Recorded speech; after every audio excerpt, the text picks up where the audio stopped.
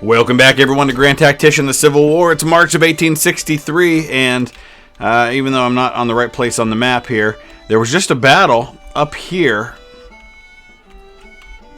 between the Army of Canada, 18,000 strong, and the 1st Corps of the Army of the Ohio, 39,000 strong. So the Union Army has invaded Canada. They're somewhere just across the Niagara River from Buffalo, New York, and into Canada. So interesting, but at least, even though the British aren't seeing a lot of success on the battlefield, they're drawing armies that direction, which is all I can really ask for right now, while we continue to build our forces up. So we're successfully doing that. He's got about a 2-to-1 or more advantage than me in the field, but we're working on getting those units built up. A little bit of concern about the supply situation for the Army of the Kanawha. They're only at 33% supply. They're at low food, and I think we're going to need to pull them back out of an abundance of caution. I don't even know if in Charleston we have any supplies. We may have to pull them back even further, but let's at least get them as far as Charleston. Maybe build a supply depot there, and then see what we can't do to help them out a little bit. We do still have a siege going on in the Fredericksburg area. The numbers are starting to creep up. We're at 186,000 now to his 366. And some folks have asked me, well, what's your plan for the spring campaign season? Well, Kentucky is my main goal right now. You can see I've moved the Army of East Tennessee up into eastern Kentucky, and they're encamped there. And I'm going to go ahead and build another supply depot and kind of operate there for the time being. That's going to be a decent sized army once it's all built up. And hopefully we can draw, you can see here, the Army of Occupation, 1st Corps, 21,000 men, is in that area. It looks like they may be headed toward the Army of the Kanawha. Between these two armies, we can hopefully keep some of his armies occupied there. And then the idea will be to move Beauregard's elite Army of Tennessee, which we're going to have to build up those forces a little bit, up towards central Kentucky. And then we've got Stonewall Jackson's Army of the West that I really would like to take Fort Woodbury and deal with Cairo. In the east, I mainly just want to keep him occupied and keep him from taking Richmond. That's kind of the plan. You can see how many just array of forces he has there, so we're going to have our hands full with that one. Confederate recruits offered bounties. That's going to help with our numbers even more. And now I'm just going to start spamming forts wherever I can. Once all of my forces are built up to full strength brigades, we'll go on the attack a little more, and then we'll continue to build up some forts. In the meantime, number of recruits 10%, cost of supplies down 20%. If we do impressment, that might be the way to go to reduce the cost of supplies. It'll lower the support for the government in the states. Yeah, let's do that.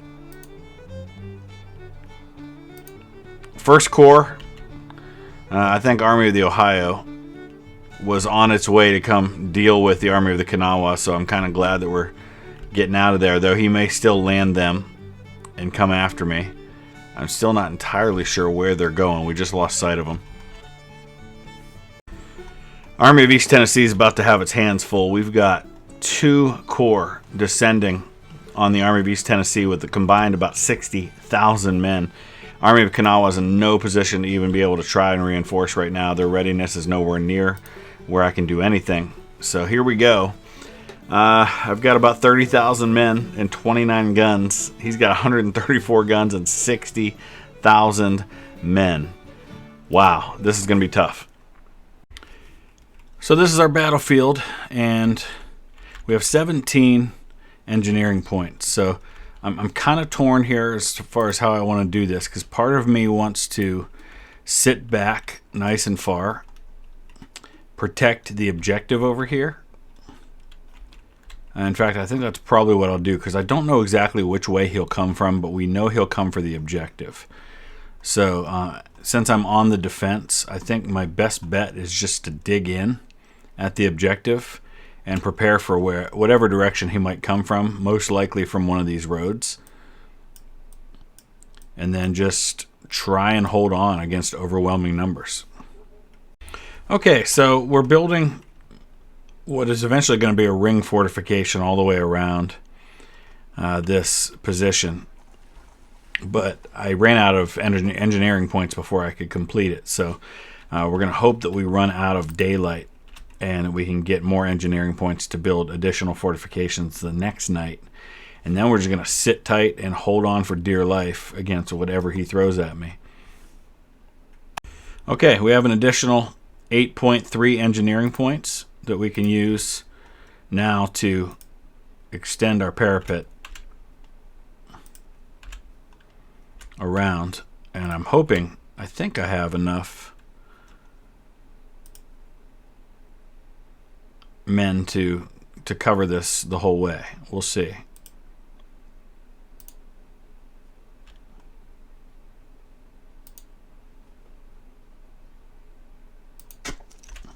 Alright, so that leaves us with 1.9, which we can use to do a little bit of upgrading.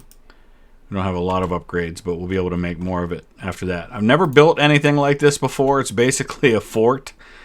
But I've never really felt the need to be in such a difficult situation where I was outnumbered 2-1 and I needed to hang on as much as possible.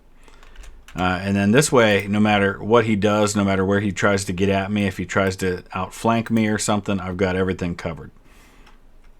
Well, here they come. It's going to start with cavalry. He's got a lot of cavalry. Looking at the numbers here, estimated 60,000 men with 150 guns to my 28 guns. He's got 23,000 cavalry. That's the largest cavalry force I've ever seen with an AI army on this game.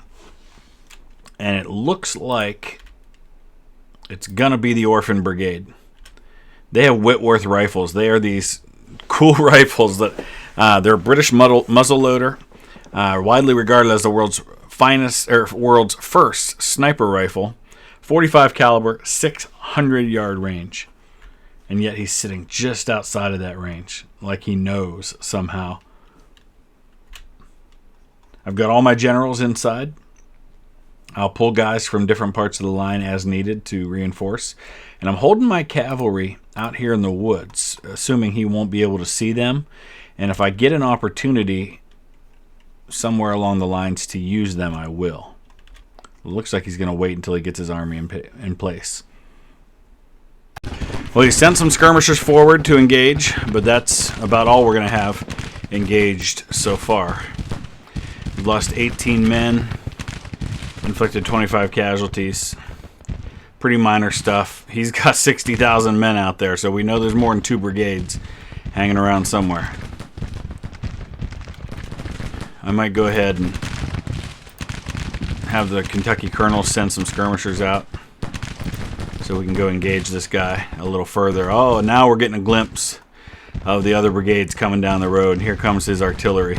The artillery is what I'm concerned about because he's got a lot of guns. And if I were in his position, I'd probably just sit tight and pound away at my defenses with guns. I don't know whether he'll do that or not.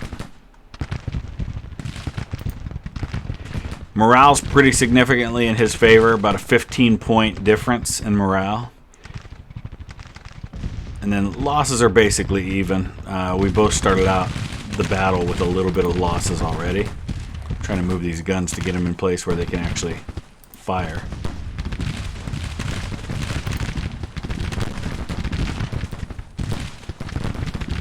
Here comes an additional skirmisher unit. So far, Orphan Brigade's just lost 29 men.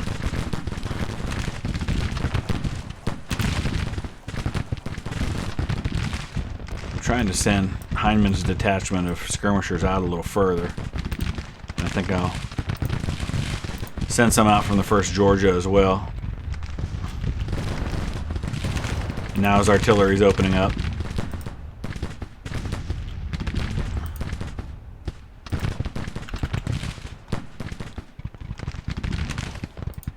Let's see if we can get the 1st Sicilian Shock Regiment doing some counter battery fire.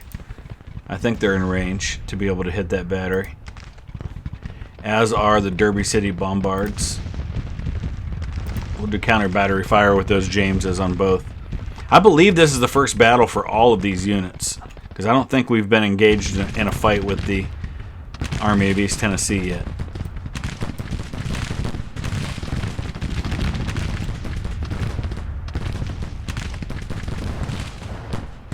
Now we've got his morale's at 15 higher than mine. Let's see if we can't bring that down some as this battle goes on.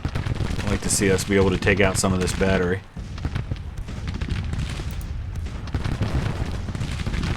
In fact, I may send Posey's boys up there to try and deal with that. See if we can't get some skirmishers going from some of these other units too, to do the same thing.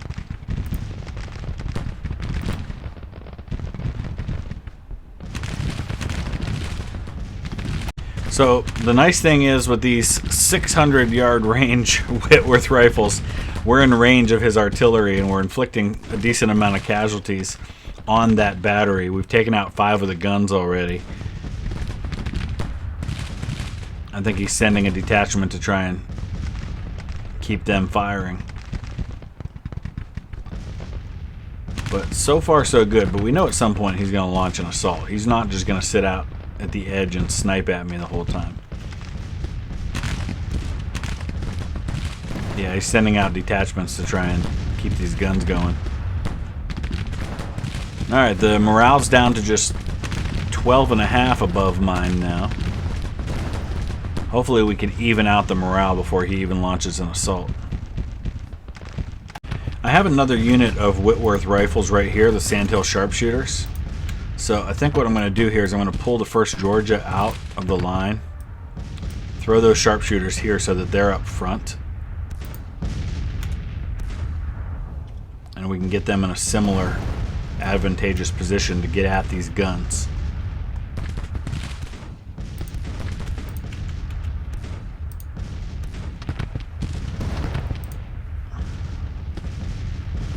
There we go. Slow things down a little bit. So now you can see now they also have that range. We're just wiping out these batteries. He's pulling these batteries in close enough to be able to hit my front lines. But even after all that, the Orphan Brigade's only lost 58 men. Sandhill Sharpshooters can now get in on the action with their Whitworth rifles. I've only got a few units with those Whitworths because they're really expensive and there's just not that many of them available. I think those might be the only 2 units I have that have those. I've got Fayetteville rifles here that have a 500-yard range. And we might actually consider switching them. The 3rd Alpine Mountaineers. I'm going to pull the 1st Georgia out and throw those guys up here with their Fayettevilles, just so they're a little closer to the front. So Orphan Brigade and the Sandhill Sharpshooters, they're just gonna have fun. And we've turned this thing into a minor victory already. His morale is now just less than 10 above mine. More importantly, we've taken out 35 of his guns already. That's about a quarter of his entire artillery contingent. He is trying to get out and around. I moved one of my cavalry units over there, the 2nd Sicilian Cavalry, and then I've got Harper with the Swamp Riders over here. I figured in case he maybe moved a battery out here by itself, I could jump on him with the cavalry, but it seems right now he's just trying to probe and figure out where he's going to go. The only thing I am worried about, like for the Orphan Brigade, is this. He's down to 14 rounds. Sandhill Sharpshooters still have 56. Hopefully we'll be able to resupply them.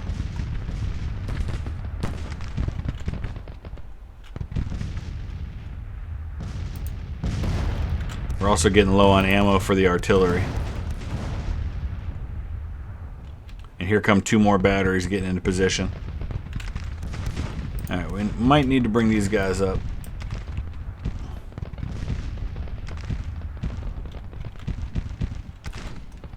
It ticks further in my direction.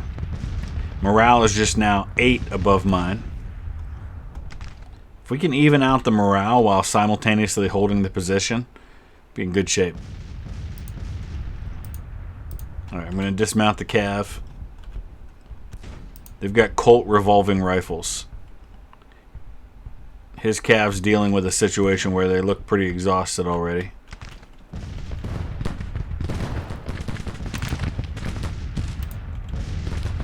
Still, very few losses. Casualties now, 1,200 for the enemy, 332 for me, and most of that 332 I already had when the battle started. Well, you know what? If he's going to play this game, let's hit him. I know he's got cavalry right there, but I'll take my chances. He's putting these guns in position where they're going to fire on me. So we're going to hit him with both units of cavalry here. He can't fire on both of them. Nice. Sicilian cavalry hits him first. Swamp Riders coming in behind. That's another battery wiped out. Here come a bunch more cavalry. Jesse Reno, William Rosecrans.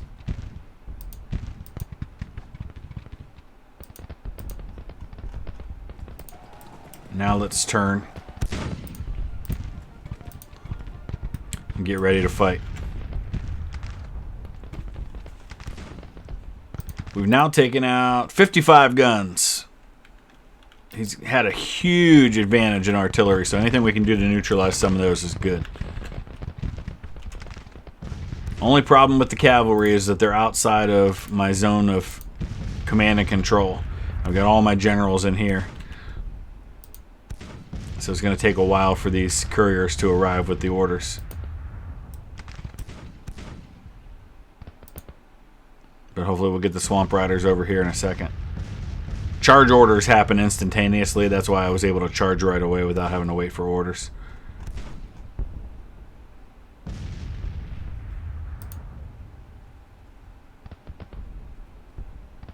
Alright, let's get them dismounted and ready to fire, because here comes Rosecrans with some tired troopers.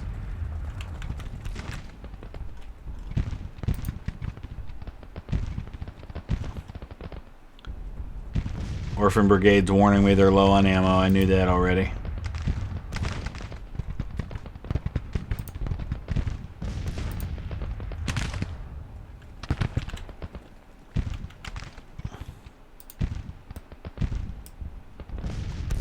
Bring it on, Rosecrans.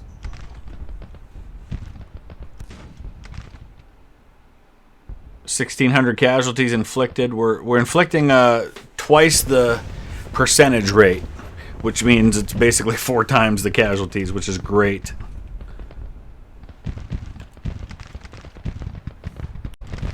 Late in the day, he's attempting an assault. He's trying to get around my line, so now we're opening up along a large section of the front.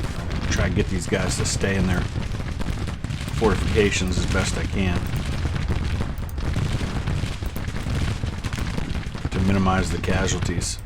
Okay, there's the end of the day. That is huge. Only 9% resupply, though, so that means that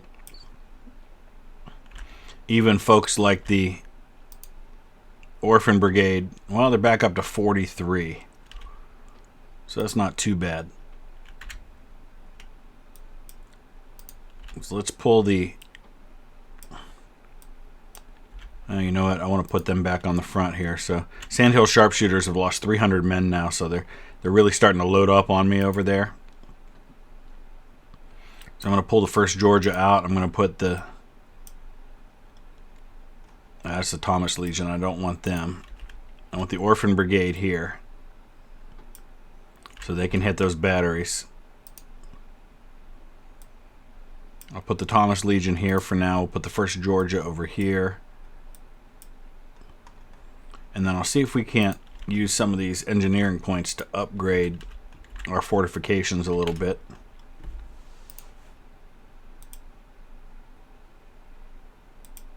No. That's not what I want to do.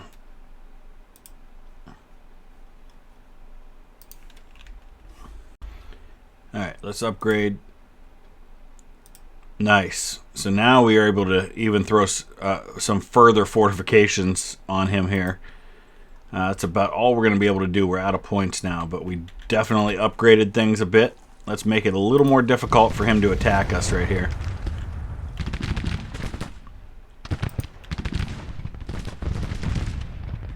You can see how those engineering points can come in handy when you've got enough to do this stuff.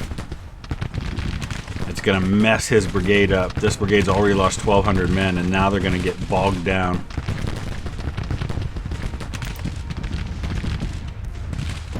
We cause a couple of these guys to break. We've got this victory. Look at all that artillery he's loading up, and we've been tearing it up. We did take some casualties among the cavalry. That's where most of my, about 1,000 of my casualties are. And you can see overall I've lost 1,900 men to his 4,600. But as he launches assaults, we're going to see that number go up for him. Stay in the fortifications, guys. Come on. You're taking unnecessary casualties.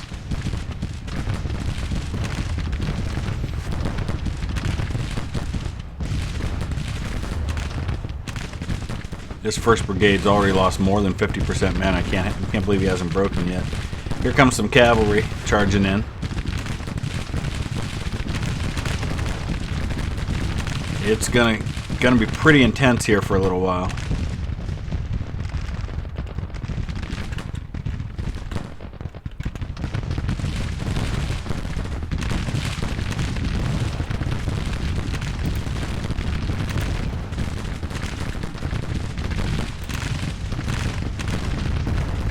A little worried about the Sandhill sharpshooters casualties they're taking.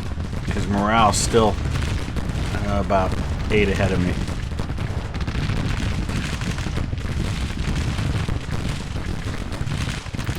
Come on, boys. Pour it into them. Alpine Mountaineers have lost 700 men. And again, that's because they're not staying put. So we're probably going to have to pull some folks over just to be ready to plug that gap if any of these units break. Which, as long as he's not attacking anywhere else on the line, we can do.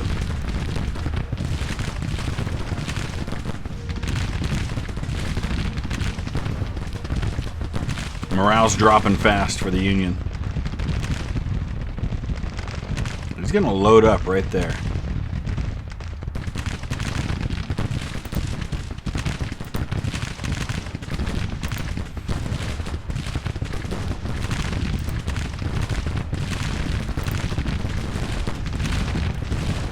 Alright, he's going to come at me with more. He's sending an attack over here. All the more reason for the Orphan Brigade to stay put in their fortifications. Who's losing men? Manny. 3rd Alpine Mountaineers. Yeah, we figured that. Oh, 1,200 men now. Jeez. Okay. Let's get ready to plug that gap when they fall back. 1st Sardinian Infantry under Imbeden. They're going to take that spot. In fact, let's go ahead and pull them out now.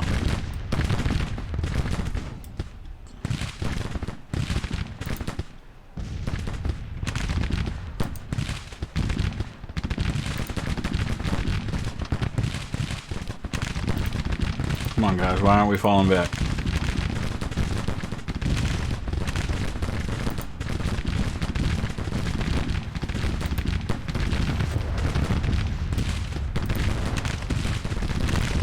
Get out of there.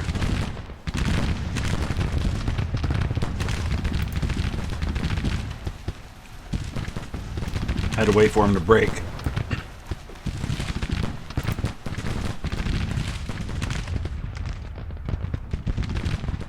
Oh, he's going to throw everything he's got at me now. He's going to try and overload us as much as he can.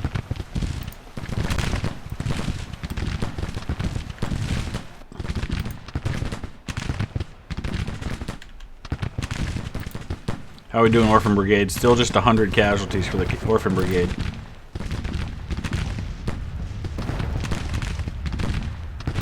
I'm going to send some skirmishers out over here. If we can.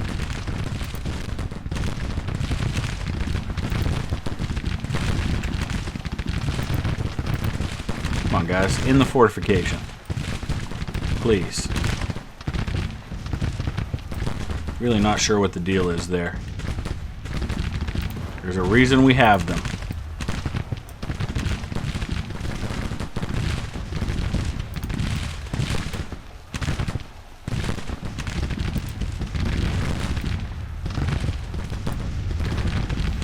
I don't know why they're not getting into him. Okay, 6,000 casualties for him, 3,500 for me. It's a slightly higher percentage on my side. His morale has actually gone back up as compared to mine because the drop I've seen in morale now. Part of that just because I can't get these guys to stay behind the fortifications. See, the Orphan Brigade's not even showing as being in the fortifications right now. I don't get that at all. I'm not sure what's happening.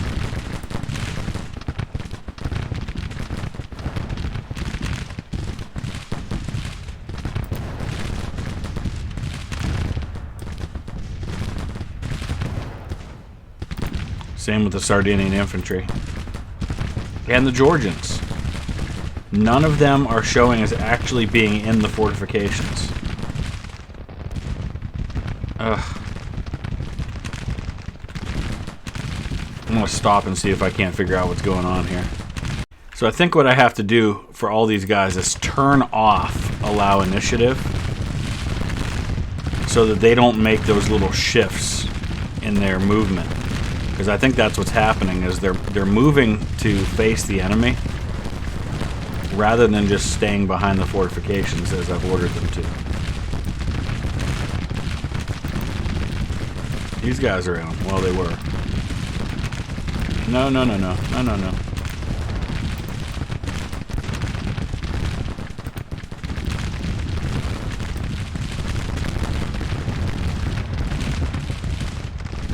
And that's what's leading to a shift toward the Union and a significant increase in my casualties and a decrease in my morale, is that these guys aren't staying behind the fortifications. These guys aren't even in them.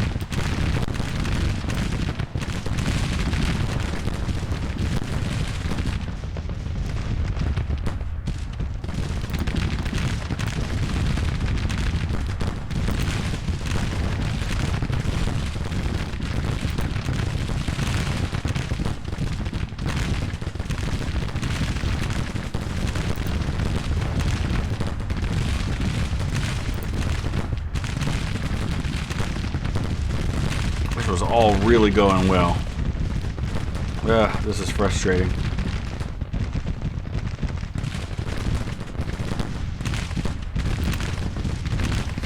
Nobody's showing us behind the fortifications anymore. Except for these guys right here, the Kentucky Colonels. And you can see the result. They're inflicting like 6-to-1 casualties.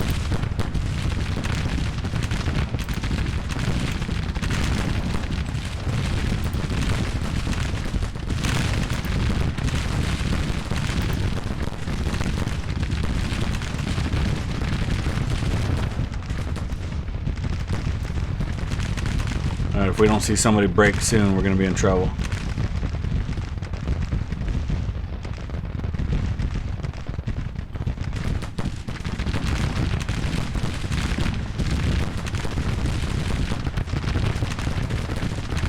think I'm going to have to start thinking about pulling out.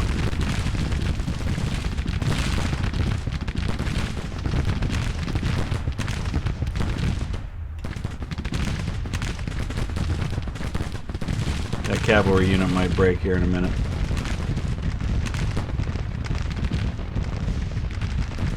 Alright, we broke them over there, but things are shifting big time toward a minor defeat for me, which is weird considering I just caused the unit to break.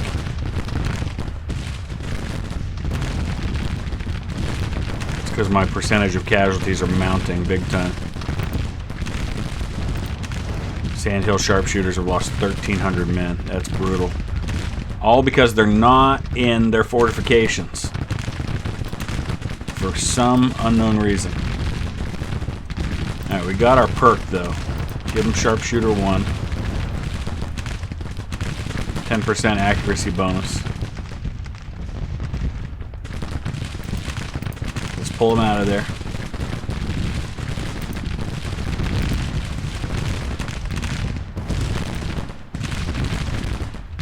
maybe the Union is destroying the fortifications. Is that what's happening? But they're nowhere near the fortifications here, so I don't really understand that. But it seems like the fortifications don't exist anymore.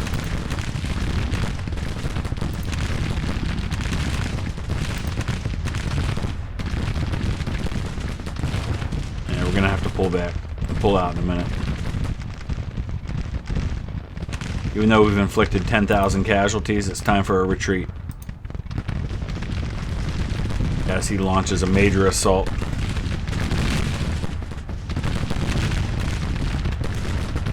Hopefully we'll inflict a bunch of casualties on him as we wrap this up. Yep, we threw those guys back. 26% for me. This is going to turn into a major defeat. The first one I've suffered in this battle, or in this campaign. Brutal.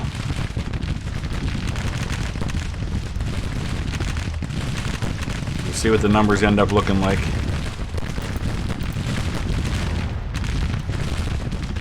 Alright, we're going to need help in eastern Tennessee. We just don't have the manpower. We inflicted 12,000 casualties. We lost 9,000 though. Even though we were outnumbered 2-1. That's just not going to be good enough. Alright, Stonewall Jackson and his 31,000 men are ready to go, and I don't see anybody in this region, so we're going to send them up here to Fort Woodbury. Hopefully, if nothing else, it draws some of this pressure out. Look at all these units he's sending over into eastern Kentucky. So if we can pull them up and maybe do the same here and send Beauregard's 40,000, well, there'll be 40,000 men. Up into central Kentucky, we can spread these guys out a little bit. And then we might have a shot. Because if they load up on the Army of East Tennessee like this, there's just no chance at all. Okay, Jackson has engaged at Fort Woodbury. They've got 46 men in a battery defending. I don't think that an army of 30,000 men should be held up for very long by such a force. Meanwhile, Union passes Revenue Act. Army of Tennessee has moved into southern central Kentucky. There's impressment for supplies and slaves. That should help financially a little bit. Let's go back to our policies now. We're going to go ahead and print notes. We're going to have to keep an eye on the financial situation as much as we possibly can right now. Glorious victory at Fort Erie. Army of Canada. It keeps saying victory, but it's the British who are losing, which are actually on my side. But again, we're keeping them occupied up there, and that's really all that matters. Let's build a base from which we can hold things in south central Kentucky here. We're going to build a couple of forts too, as well as some supply depots. Okay, the Army of East Tennessee has made it back to the relative safety of Knoxville, where we can hopefully get this number of disabled, which is 7,000 right now, down a little bit. We can get the stability up. Fort Woodbury has fallen to Jackson's forces. That is a big one for us. Hopefully that starts to build our morale of our armies up a little bit, and it gives us now the chance to make a move on Cairo, which is definitely not going to sit well with the enemy, and I'm sure he's going to send some forces to go deal with that. So let's go ahead now and look at Fort Woodbury and put a garrison there. It's going to take a couple of weeks for them, but that's okay. I'm going to real quickly move Jackson on Cairo. What do we have here? The Army of the Susquehanna, 2nd Corps, against the Army of the Kanawha, which is in relatively poor condition. But here we go. Let's fight this. So this one starts out, even though we're relatively even in forces and we're on the defense, we start out as a minor defeat because look at the morale. His morale is at 75 and ours is at 34. Army of the Kanawha has been in rough shape for a little while now. And this is another situation where we're going to dig in around the objectives. At Appomattox Station right here. And we're gonna build some fortifications right along this railroad, I think. And we've got more points this time, engineering points. So hopefully by the time he gets here, we'll have built up our morale a little bit. We'll be in a little better condition because right now a lot of these units are showing as unstable. And hopefully we can prepare for this. Well, the great news is that I built up my fortifications, and then night fell, which means we get the engineering points all over again, and we now get to upgrade our defenses even further with those engineering points. So I'm going to do that. We're going to upgrade just as high as we can go with all of this. And that'll use up all our points, but now we've got a really good defensive position here. We just got to make a couple of adjustments, like this artillery that's sitting there for some reason, which is no use to me whatsoever. Although there's not really any good spot for artillery on this battlefield, the way the trees are. Okay, now we sit back and we wait for what we expect will be an attack right down this main road. But he has been surprising me lately, so we'll see what he does. The good news is the morale situation is somewhat better. His morale's not the 75 it was when the battle started. It's 54, but it's still 18 better than mine. Here he comes, right on cue. It's going to be very similar to the last battle in Tennessee, but this time we're in a much better position because the numbers are more even and we are well dug in. Of course, the bad news is that we still have relatively unstable units in a lot of places. We've also got, actually that unit shouldn't even exist. That's a replacement unit that didn't get removed after replacing everything. So these are units that will have to go away after this is over. But for now, Virginia Mountaineers right there. VMI Grenadiers. He's going to try to get around me, I think. Got the Stanton Rifles over here. Yeah, everybody's nervous and unstable for the most part. Carolina Vanguards, not so much. They look like they're okay.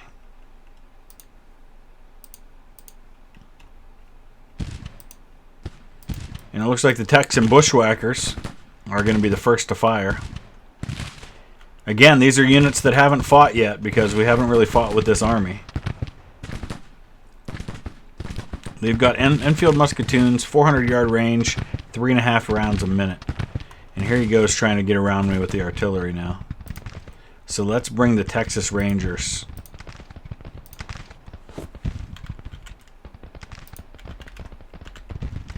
I guess they already were mounted, so let's mount them back up. Bring them over here and get ready to try and strike at that artillery. I should have probably extended this line back just in case.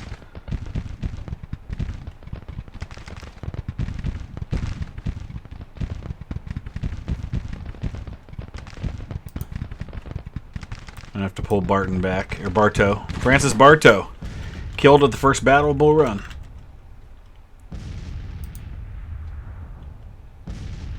Historically.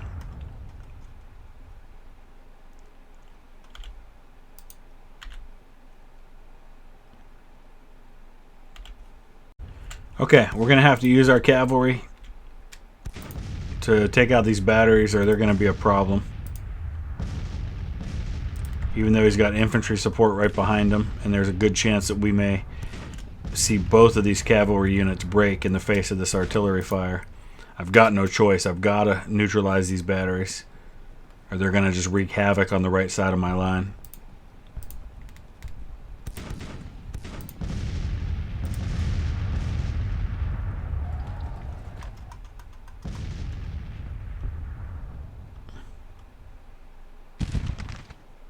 Oh, we've actually shifted this to a minor victory. Even though we've taken significantly more casualties than he have, but I think those casualties probably already existed. I didn't check the numbers at the beginning. Texas Rangers broke. The Texan Bushwhackers are holding. But the good news is we drove off both batteries, and that was the purpose. So let's go ahead and pull these guys back now.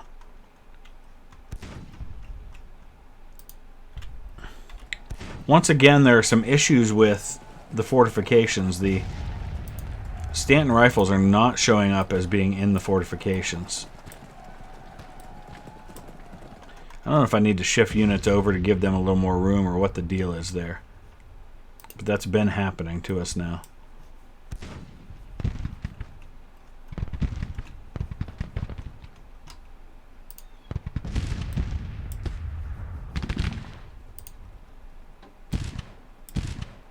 Now they're showing at least in somewhat fortified position.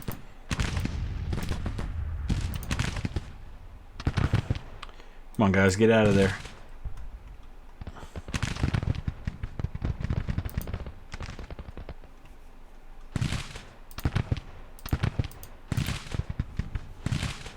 My commanders are too close to the front here.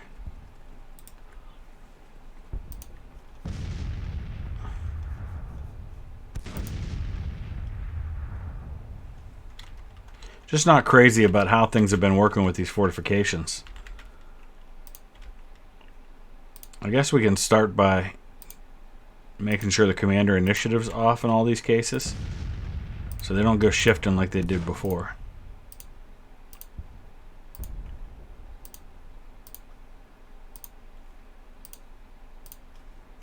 Okay, here comes an attack. He's attacking my exposed right over here.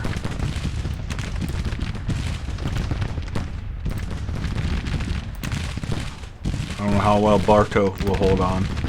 VMI Grenadiers are not showing as being in cover, so once again the fortifications are worthless. These guys are showing in cover, but so are the enemy.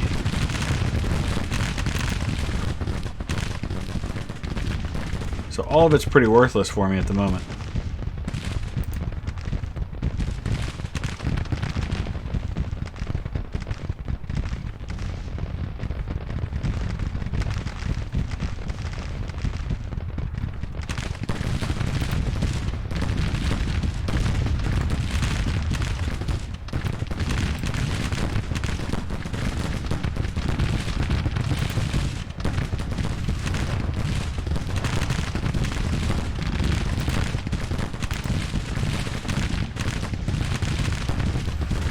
Gonna have to inflict a lot of casualties on that lead unit if we want to dump him out of there.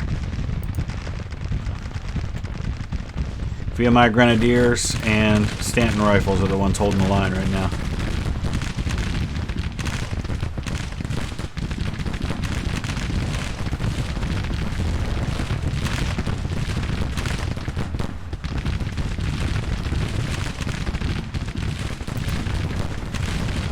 Everybody's showing as unstable.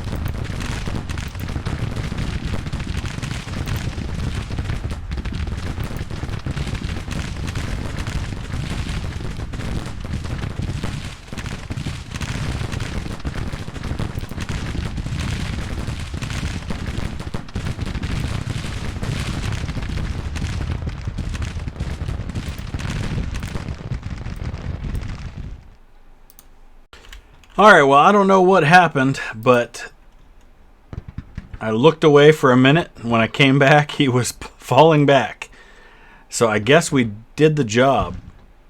5,500 enemy casualties, 2,900 of my own casualties. His army is in full retreat. So as I was kind of just looking down at this area and watching things, apparently while I wasn't recording, he was assaulting and getting hurled back in spectacular fashion. Stanton Rifles lost 1,000 men, but held the day, and that's the main thing.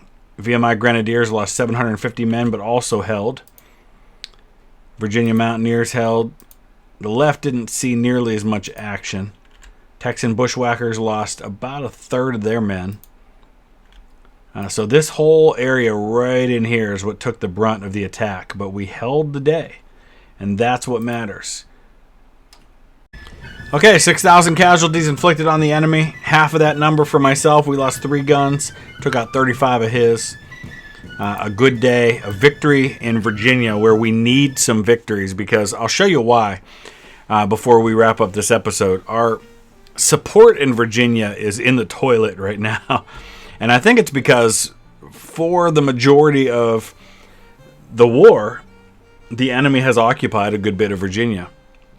I think the people are just tired of it. So here's the overall situation. National morale for the Union, 67, 83 for me. National support, though, much better for the Union than it is for me. Morale of both armies is pretty poor right now. We've got 247,000 men in the field to his 400,000. Navy tonnage, of course, is very one-sided. Military experience, pretty even. We've won twice as many battles, lost fewer men. Much better relations with Europe. Trade warfare is even. We've got an advantage, slight in weapons industry. But more specifically, if we try to recruit, you can see what the support is in the various states. Support in most of the Deep South is pretty good. Kentucky's at 59, which is good. But here's what I was talking about. Support in Virginia is 13.